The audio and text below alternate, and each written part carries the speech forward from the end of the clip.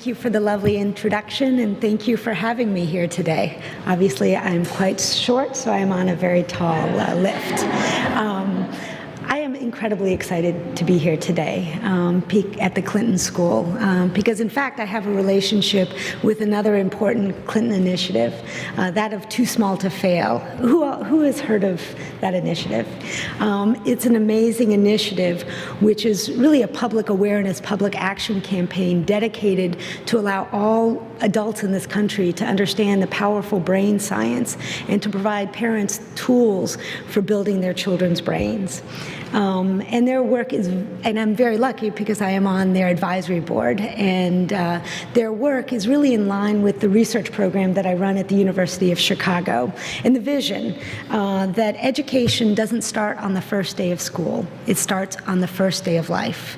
And at the heart of an educational agenda which understands the brain science are parents and caregivers. So why haven't we moved the needle?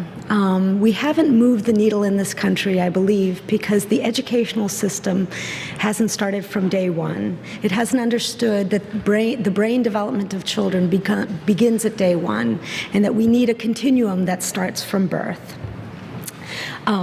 Why a public health approach? In this country, I believe that the greatest public health issue of our time is the fact that so many children born in this country aren't given the opportunity to reach their potentials.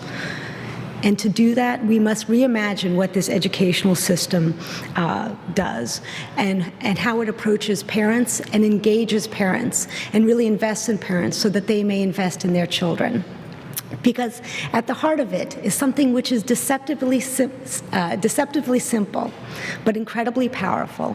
It is the interaction between parent and caregiver and the child. So how strongly do I believe in this? I want to tell you a funny story that I often share about a book that I recently wrote that came out about approximately a year ago. And the working title of the book that I submitted to Penguin Press and my editor was this: 30 million words, building a child's brain, and our country's future, one word at a time. So I was really disappointed when my editor said to me, Dana, no book has ever sold that has so many words on the title it won't fit on the front cover. Plus, you can't tell who this book is for. Is it for parents, caregivers, policymakers, educators? Who? You've got to make a decision. And then he, with his editorial scalpel, cut off our country's future. But I am here, like you all, to put our country's future back on the table.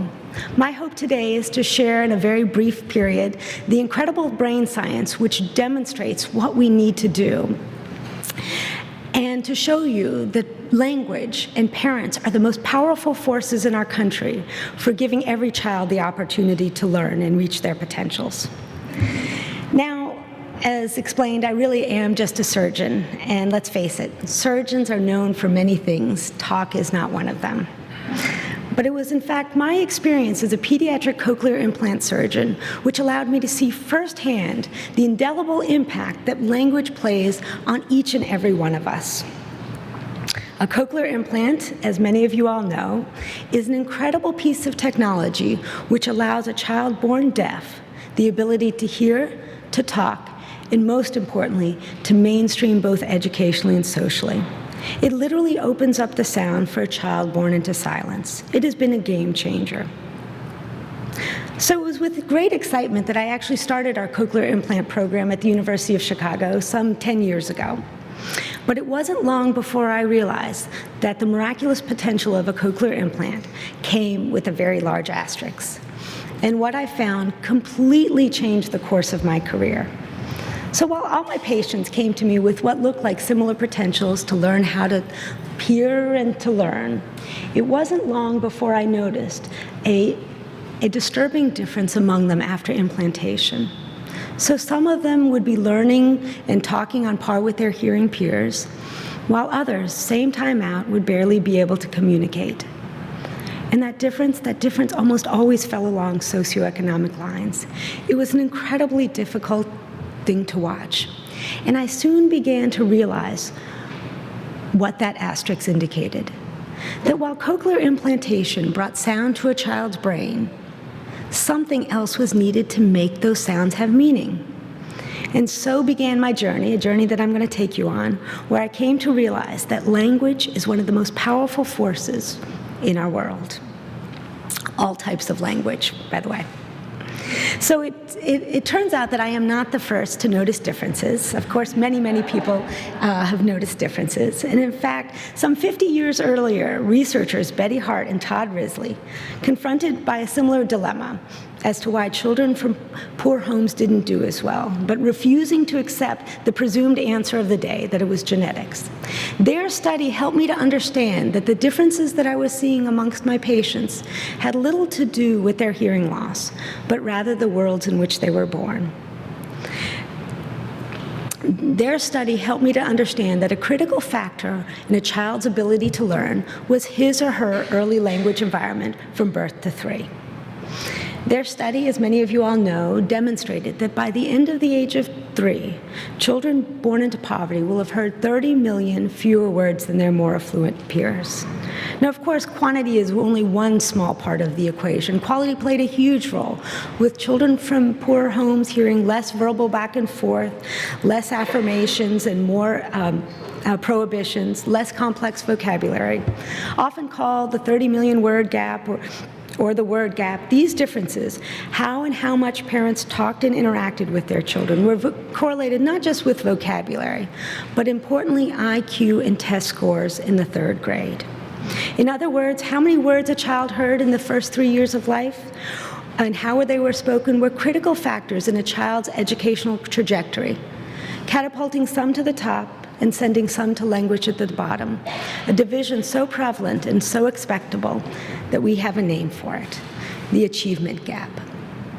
But while at first glance, their study and many studies that have come after, it looks as to be related to socioeconomic status, after careful analysis, the difference comes down to language.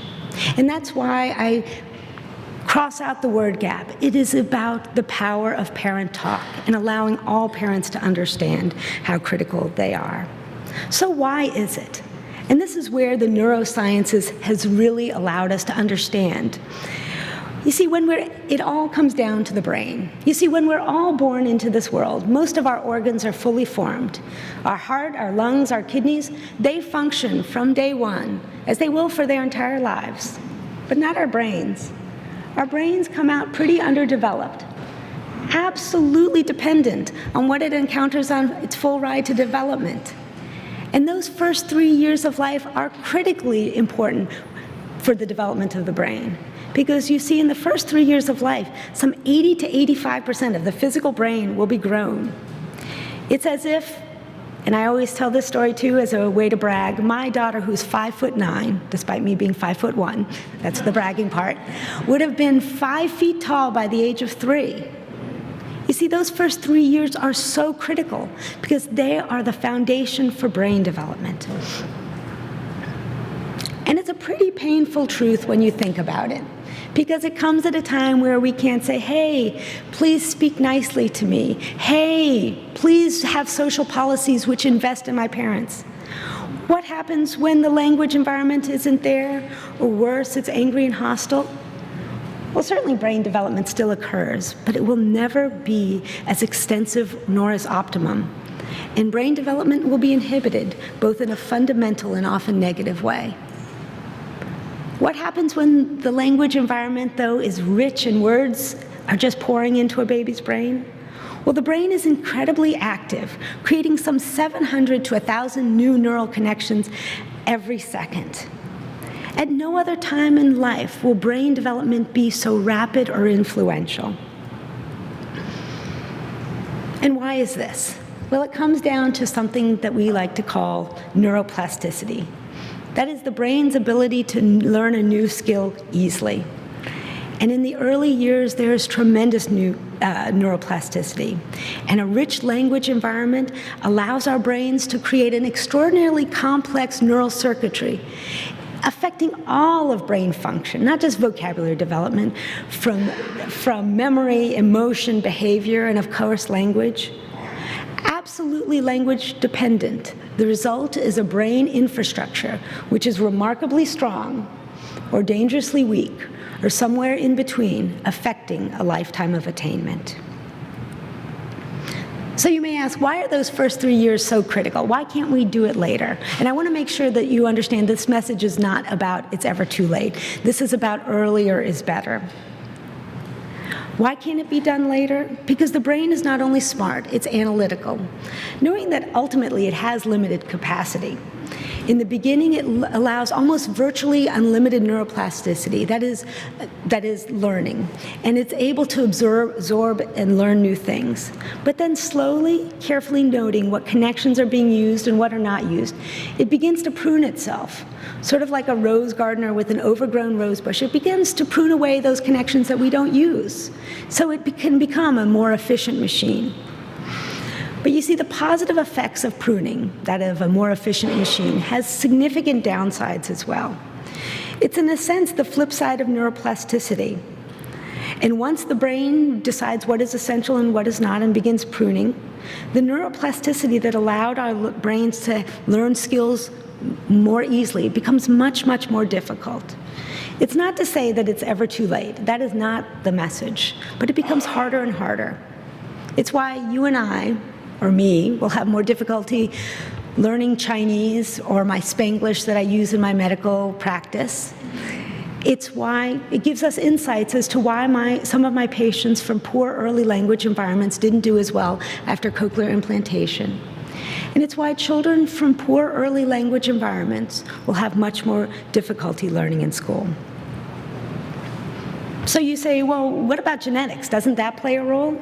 Well, of course. Genetics is each and every one of our ultimate blueprints. But the science is pretty clear that unless you're allowed a rich early language environment in those first 3 years, no matter how awesome your blueprint is, you will never reach it. Or it will be much more difficult to reach it.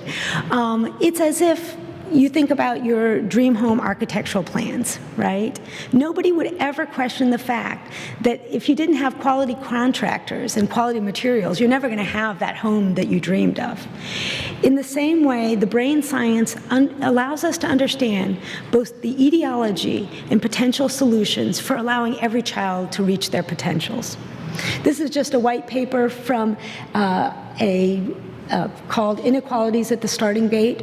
And you can see right along the socioeconomic gradient where theoretically a child will start at the beginning of kindergarten. Understanding the brain science, understanding the importance of the first 3 years of life allows us to understand what we need to do to give every child the chance. Now, of course, we're all at risk. This is not just an SES issue, a socioeconomic issue. This is my daughter, Amelie, who is 10, and that is my cell phone in a lockbox. She comes home and says, "Mom, how come you tell everybody to talk to their children and you never talk to me?" Yes, I know. They know how to do it, right? So this is to remind us that this is a universal. Brain development is a universal. The impacts of parents and languages are universal. We all need to understand this. So what are we doing at the University of Chicago at the 30 Million Words Initiative? First and foremost, we are a research-based organization, developing evidence-based programs for the world to use to affect, ultimately, we hope, a population-level shift where everybody understands the power of parent or caregiver talk, that they understand the powerful brain science. There are really two important points that I want to bring up right now that I think are incredibly important. One, while we've been talking about language, socioeconomic status, and lagging achievement, this does not reflect a difference in love of parents.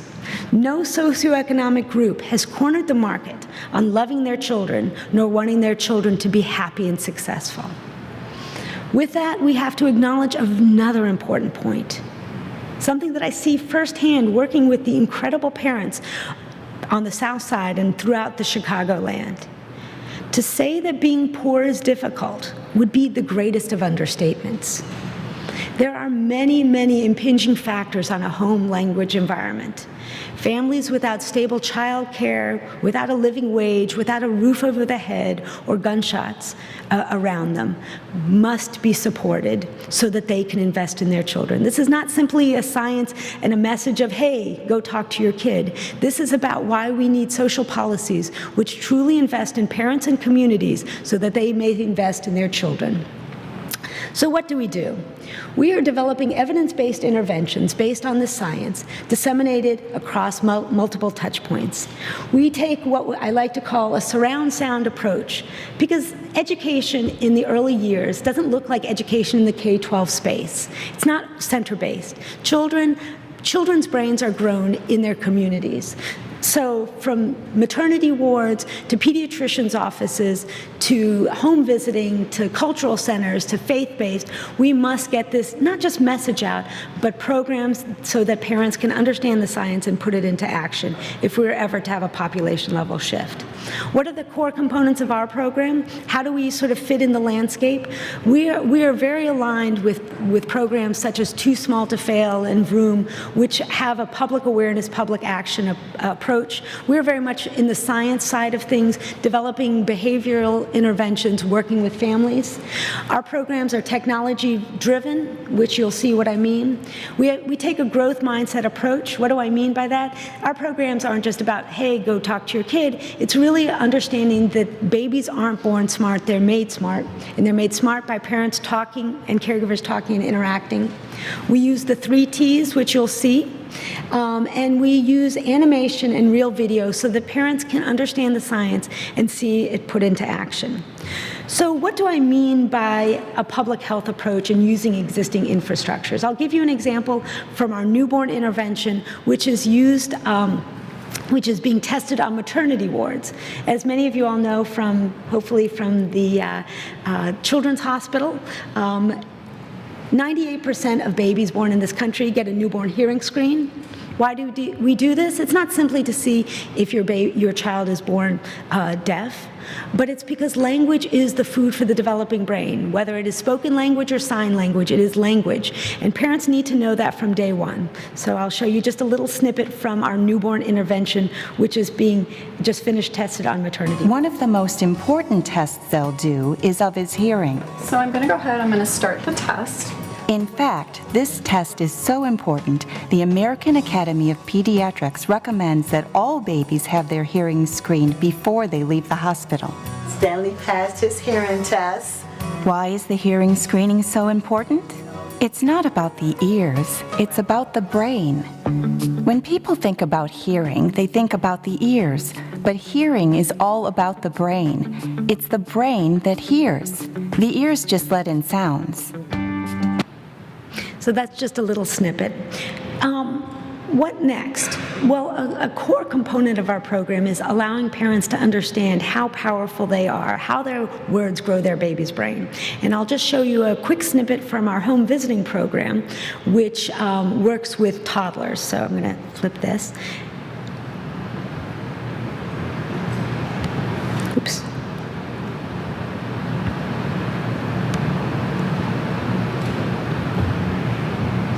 When you say a word, it enters through your child's ear. The brain hears it and grows a connection for that word. Book. Ball.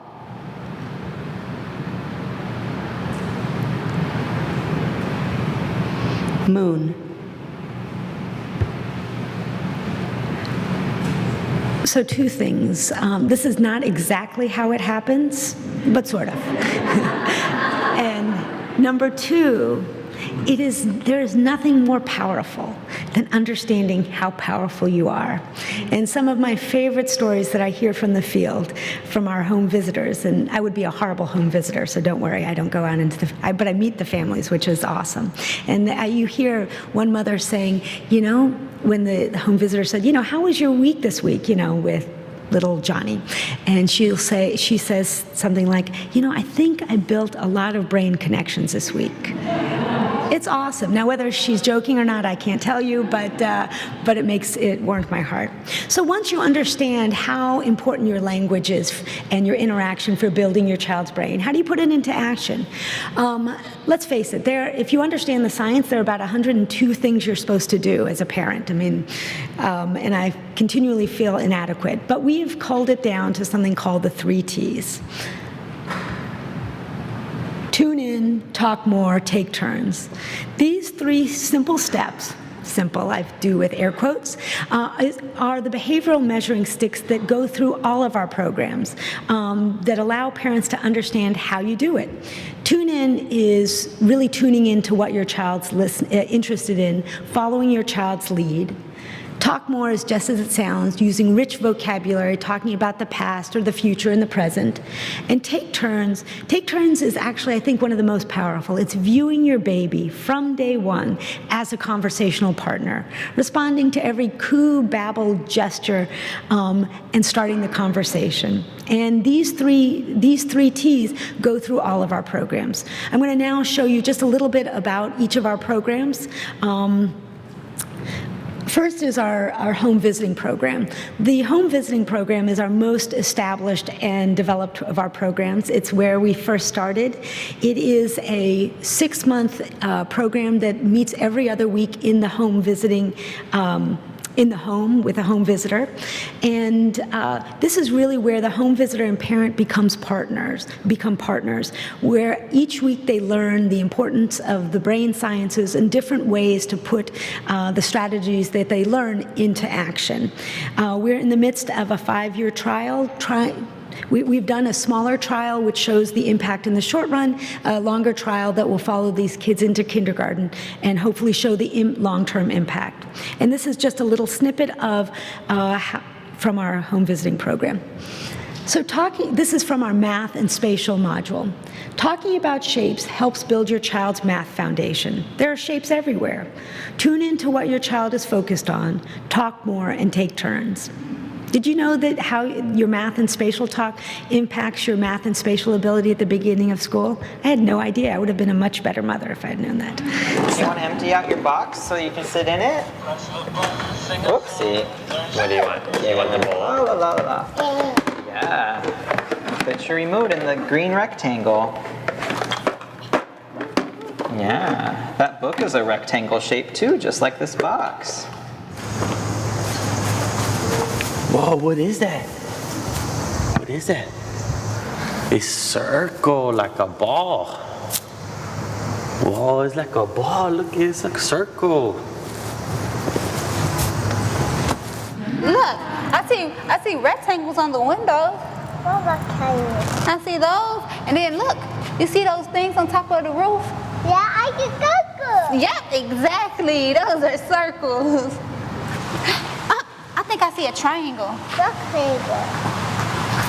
Thank you? Yeah, don't that bush look like a triangle? Yes. It does. This is a triangle, right? Come on. You don't more. You gonna show me more? What you gonna show me? If it wasn't so deceptively simple looking, I think that we would have changed the world already. But another part of our home visiting program is something that we like to call quantitative linguistic feedback. We use that little purple device called the Lena, which basically counts the number of words and conversations in a child's environment. And say it again? Lena. L-E-N-A. And it's a piece of technology which basically measures a child's home language environment, and we use it as a form of feedback, sort of like a pedometer, because let's face it, it's really hard to measure how much you're talking to your child. And I'll just simply show an example of our feedback report. Some parents really glom onto this and get excited, becoming quite competitive with themselves and their family members. Others are like, and you can just see the words. We do average words per hour, average turns per hour. The red line is where they started off before they started the program, and each week they go up and down, and they goal set and figure out what they need to improve on and where they're doing great.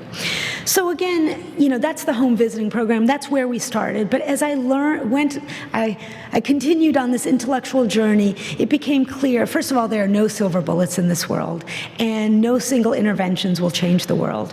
And not 30 million words certainly won't. But what did we need to do into our approach if we wanted to try to impact a population level shift, where we needed to meet parents where they were. And towards that end, we developed a community multiple touchpoint approach that looked at the public health infrastructure, faith-based, early learning, et cetera. And I'll show you just a little bit of the other programs. All of these programs are meant to be implemented together. Each are being tested individually, but you can imagine across a community or a city, you have each of these interventions that in a way bring together a fractured early learning system. We have the newborn initiative that I mentioned. We just finished actually a trial with 650 families working in all socioeconomic groups because this is sort of the universal public health approach for all babies, and we've had some don't have the data here, but some really exciting results. Think of your baby's brain like a piggy bank. Every word you say is another coin in his bank. The more you talk, the richer his brain gets. The more you put in now, the richer he'll be later. Your day is full of opportunities to talk more if you talk about what you're doing as you're doing it. Don't just change your baby's diaper. Don't just wipe your baby's face. Don't just do it. Talk your baby through it. Mommy's putting your leg in, okay? And you're gonna put your other leg in. Now mommy's gonna zip that baby up so that baby can stay warm. She can stay warm, warm, warm. So that's from the newborn, and you can just imagine when your baby is getting their hearing test, getting this information. But then, so you get the whole population that way. But many families need more information. As a result, we've developed the Well Baby Initiative that is in the midst of the trial, which works through pediatricians' offices in the first 6 months of life. And we overlie onto the immunization schedule of 1, 2, 4, and 6 months. And it's actually an interactive video. We're in the beginnings of this intervention and the trial. Our hope is to work not just with pediatricians, but I know there are people in Reach Out and Read in the audience, but really collaborating with such established effective interventions such as Reach Out and Read and being the early information source for families. And this is just a small snippet from the pediatrician intervention.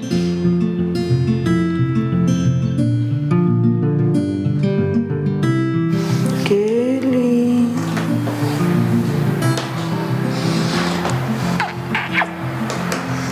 Can I get a smile? Thank you. Yeah? You promise you'll sleep tonight? It's a common theme in these videos. All right. Oh, big yawn! Every day is something new. You have a great day and you think you know how to do everything. You think, I am the best mother in the world. And then there's some days where she just can't seem to get comfortable, can't seem to be fed enough, it seems like, or can't seem to sleep enough. I realized that, I just need to have a lot of patience, and that every stage is different. I feel like I'm getting to know her better every day, every moment. There go the good stuff. That was your hungry cry. I know your hungry cry. I was on it.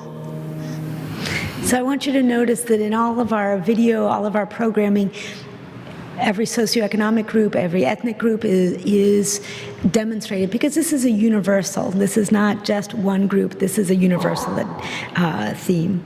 So I've given you a little bit of, our established interventions, other programs that we have a partnership with the Chicago Children's Museum and the Chicago Public Library and have developed exhibits. They're being tested. We have the beginnings of an early care curriculum because we know that children aren't, 24/7 in their parents' care. There are many people that touch the lives of a child. We're working with this curriculum and early care providers. Believe it or not, we developed programming with the Jim Henson Studio for Netflix. There's a TV show called Word Party. Has anybody seen it? No, yeah, a few people. We developed the video at the end that allows parents to put into action the words that the children are learning. I guess the 3 T's are in 19 different languages now. Sort of cool. The NBA and the Steve Nash Foundation, we are developing programming to work with players because they need this information too. Of course, I hope that they become spokespeople, but we'll teach them the science as well. And we are going to be starting this fall working with a number of very exciting teams. This is my way of getting cool with my son, because otherwise he's like, whatever, Mom. So he's like, can I meet Steph Curry? I'm like, who? So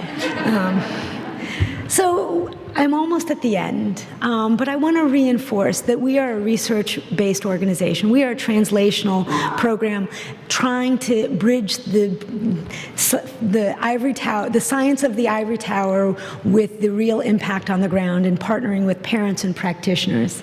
I believe that good science can be and should be part of real social change. There's much to be learned. We have many more questions than we have answers. We need to understand not just the science of intervention development, but the science of scaling. I won't go into detail, but suffice it to say, I wish we had all the answers, but we know the vision that we want to get to. It takes a village. I am just simply one of many dedicated people at the 30 Million Words Initiative who have a common vision and mission for social change. Our most important partners are, of course, the parents and caregivers of this country. I'd like to end off on this note that reaching one parent at a time makes a difference in one child's life at a time. But to truly narrow this gap, we must reach all parents to create a population-level shift. And that parents are not simply the architects of their children's brain development, which they are, but can be true change makers in their communities.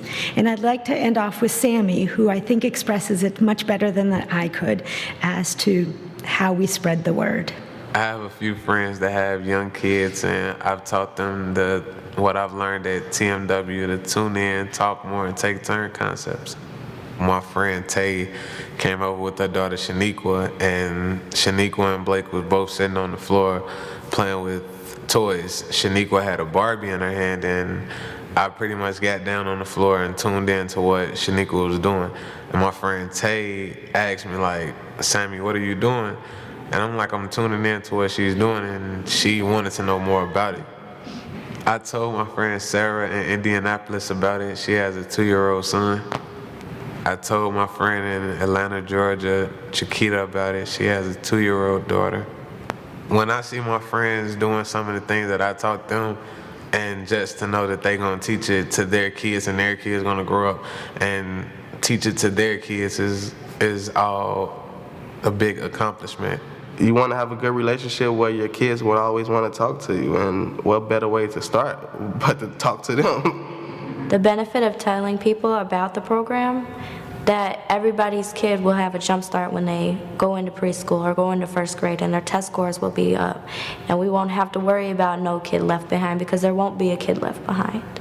I think spreading the words about TMW is important, because if I tell one friend, and that one friend is going to tell another friend, then that one friend is going to tell a group of people, which is kind of like the domino effect, and we'll have a world full of smart babies running around. And that is the ultimate goal.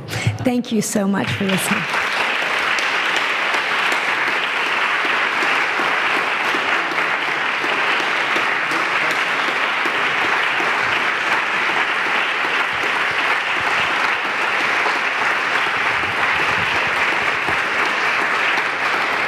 Well, it's clear they liked your program very much. All right, we have time for a few questions. If you have any, please raise your hand. Come on, don't be shy. Yes, here comes the microphone to you. Hi. hi, I'm a librarian, but I'm in a university library, so I don't deal with the tiny children. But I'm curious to know, so we know that children who are born into a lower socioeconomic status hear fewer words. But do we know why that is? I don't know if there's been any research done on why they might hear fewer words. That's a great question, and obviously it's complex and multifaceted. It's how you were raised, it's the stresses of poverty. There are a million and two. Our sort of role is, but understanding and education about brain development is an important part too. There's definitely research showing that the more parents understand sort of child development, the more facilitative language that they use in all SESs and even low socioeconomic status. So that's sort of our role, as well as sort of organizing the narrative so that the other impinging factors, as I mentioned, on a child's home language learning environment are impacted too through social policies. It's not simple enough to say, hey, go talk to your kid. So. Yes, question right at the back. Okay, first, M-I-Z from Mizzou. You're from Mizzou?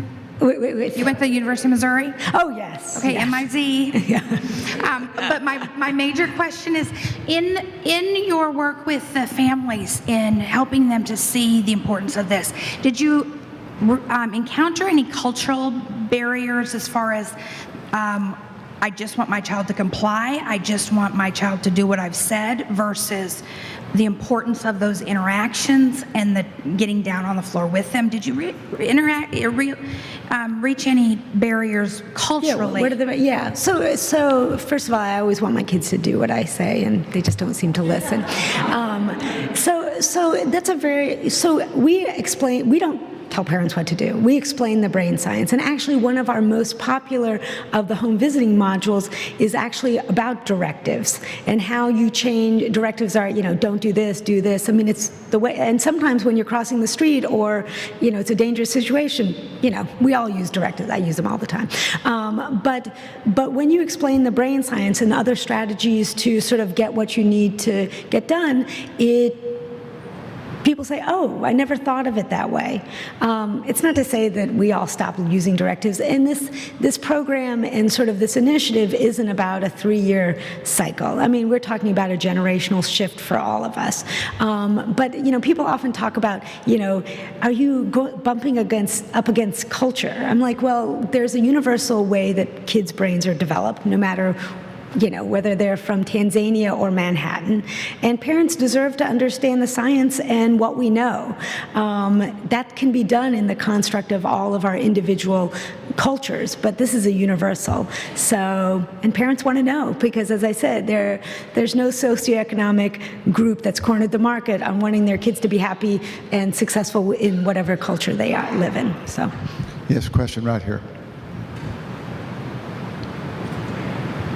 So I loved your graph of the community touch points and how it takes everybody, but I wondered specifically on engaging like primary care physicians and then in the medical sort of setting, what strategies you have from a real practical point of view about buy-in from that group and the value that you might see in that. Yeah, well, I mean, I think that's both primary care physicians, pediatricians, nurse practitioners. I mean, that's in their core of what they want to do. There are policy issues that limit that, right? And we have to address that. The fact that anticipatory guidance, which is basically when pediatricians talk about, put your baby on their back to sleep and, talk to your child, it gets reimbursed in the same rate as if you speak for 5 minutes or 35 minutes. Well, that's a policy, a shift that needs to happen to allow pediatricians to do what they want to do. In terms of buy-in, this is our pediatrician intervention engages pediatricians, but our core messaging was through interactive videos, and we did that actually because we interviewed and talked to a lot of pediatricians who said, look, this is awesome, we believe in it, this is part of what we do, but we have no time. You give us one more thing, you're not going to get zero. So this was our way around it. Hopefully, the AAP and the current president and Reach Out and Read, they've been incredibly influential, and I think are pushing it in the right direction. We're just a little cog in that. Yes, sir, right here. I have a question. I see a lot of resources being thrown at the school system, and a lot of trying to move mountains, especially when you get to the high school level. And I wonder if there's any research that's been done or that shows that if you throw more resources at your type of program, would that save money and allow us to have less problems down the line? That's theoretically, it makes sense. Yeah. And I believe that's true, but is there any research that shows that? Sure, that's a great question. Well, since I'm at the University of Chicago, or the land of economists, and one very famous economist, James Heckman, basically showed that theoretically, for every dollar invested, there's a $7 return on investment. So there is the economic argument for sure. I think we need to do a whole lot more research in figuring out, how we do this at scale and rebuild a system, because the early childhood system is much more difficult, and I think that's why it's been a little bit more glacial, is that the K-12 or the pre-K to 12 system, you've got existing systems, you've got schools, whereas the early childhood system and this sort of public health approach, it's a little bit more difficult to wrap your head around. So there's definitely the economic argument, how we put that into practice more systematically. There are lots of people working on it, and we're all thinking about it, but yeah, it is a good return on investment. Nick, got a question right here. I was just wondering if any of your research has looked at bilingual parents, for example, mothers and fathers whose primary languages are different and who choose to speak to their children in different languages, their own native languages, whether the children can actually get that 30 million word gap in 2 languages, or if in fact it crosses out each other, so to speak, like you actually need both parents to be speaking the same language to get that advantage, or no, if you can do it in 2 languages. That's a great question. Well, first and foremost, there's awesome research that shows, and this is the most important message to get out, because sometimes it's not given clearly to parents.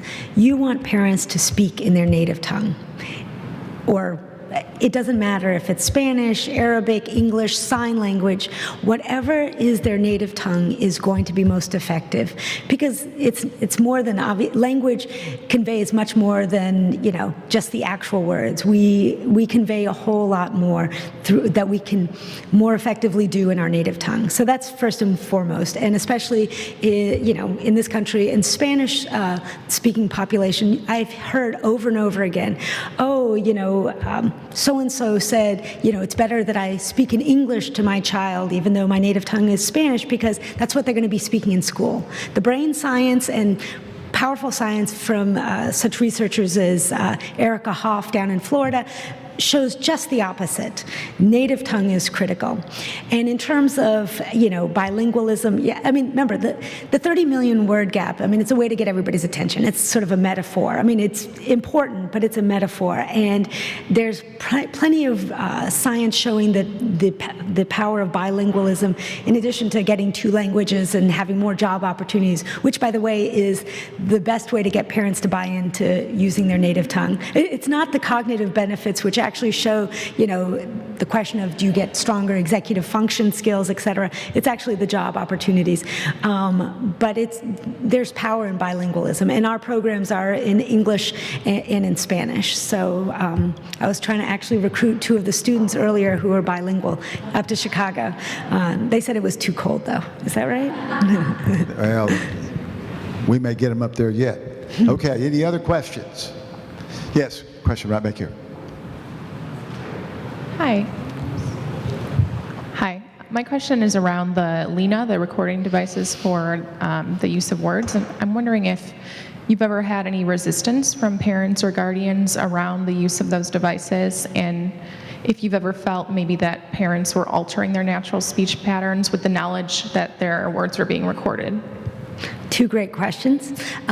First off, when we use the recorder, you can actually keep the audio. We choose to throw out the audio because I don't know about you, but I would never agree to be in a study where they could hear me screaming at my kids. So that's one. So that decreases the resistance. I mean, it's, other than that, you just get numbers and metrics. So we've not, I think we've had such a long experience in using the Lena that we're pretty good at explaining that. So I do want the Lena to become more facile because it's a little bit human capital intensive because you have to pick it up and download it. But it's very powerful because people like concrete stuff. The second question, what was the second? You can see my age. What was the second question again? I'm sorry. Oh, yes. So the Hawthorne effect. Are we talking more because we know we're being recorded? That in the beginning, absolutely, but after 16 hours, you just sort of regress to the mean. And what's very interesting in looking at the data is everybody does baselines, so in our longitudinal study, the control group gets a nutrition intervention. So it's not like the control group doesn't get something important. So you can see actually both experiment, the TMW, the 30 million words, and the nutrition, they're actually pretty high levels for the first 3 recordings. And what's very interesting is then you see in the control group them going back down to where, your baseline should be the same as, should be like this. But in the beginning, yes, and then after a while, you can watch reality TV. We forget very quickly that we're being monitored. In the beginning, maybe, but it really, after a while, it goes away. I know there are more questions, and I encourage you after the program to come visit with Dr. Dana Suskind and ask her. Let's thank her very much for being here at the conference.